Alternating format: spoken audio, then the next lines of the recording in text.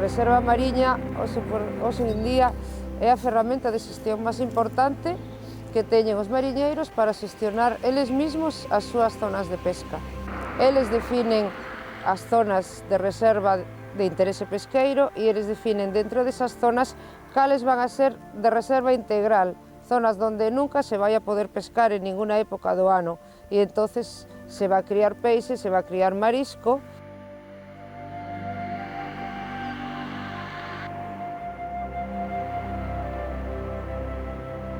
Antes íbase buscar peixes ao mar, agora a xente ten a idea de que se van a buscar cartos. Intentar comercializar o peixe dunha reserva, o mesmo que poden vender os tomates ecológicos, que se un tomate normal vale un kilo €1, os tomates ecológicos valen 2, o noso peixe tamén é ecológico, temos que de alguna maneira intentar diferenciarlo.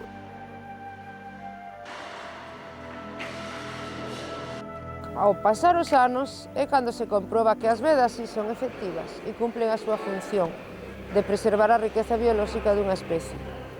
E entonces a xente pouquinho a pouco vai non entendendo. Aquí pensamos que hai unha recepción moi boa por parte de todos os mariñeiros de Cedeira e socios da cofradía, porque ven que se está traballando, que o Cabildo está traballando para preservar a riqueza da ría, non só pesqueira, sino a nivel ecolóxico, a nivel medioambiental, a nivel histórico e a nivel cultural.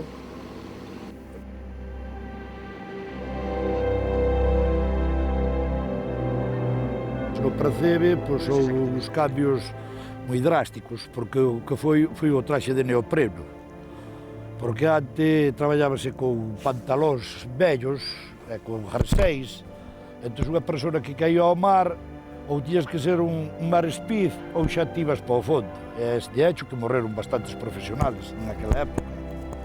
Hoxe non, que hoxe por moito que queiras facer, excepto que leves un golpe na cabeza, co traxe de neopreno sempre te ten a flor da auga. Entón é moi difícil xa. Porque antes, por exemplo, un señor que se amarraba ao Percebe tiña que aguantar outro, hoxe xa non. Hoxe botan a corda, os chavales botan a corda a unha grieta da roca e xa está.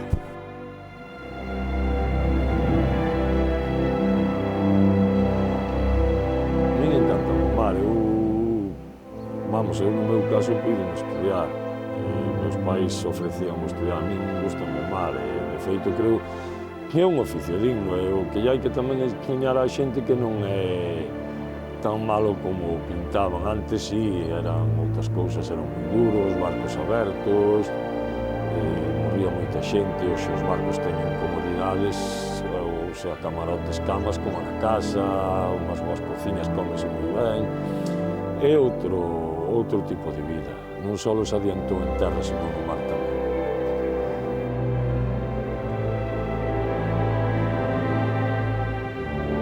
Os que vivimos aquí vemos día a día que estamos disfrutando dun entorno privilexiado.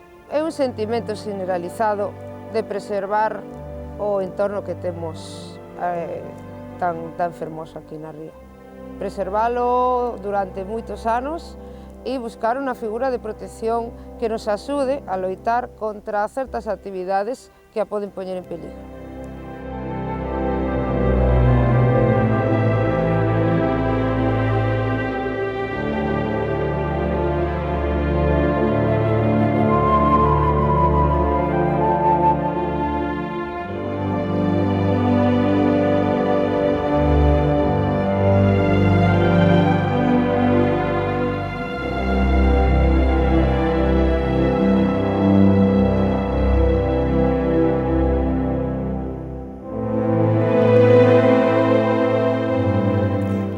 Que esas imaxes gravámolas hai algúns días, porque se hoxe dependera desta data poder gravalas, teríamos unha estampa ben distinta. Xa víamos como onte nos advertía Martín Barreiro de que se complicaba a situación no mar. En Coruña está a nosa compañera Xusta Noira.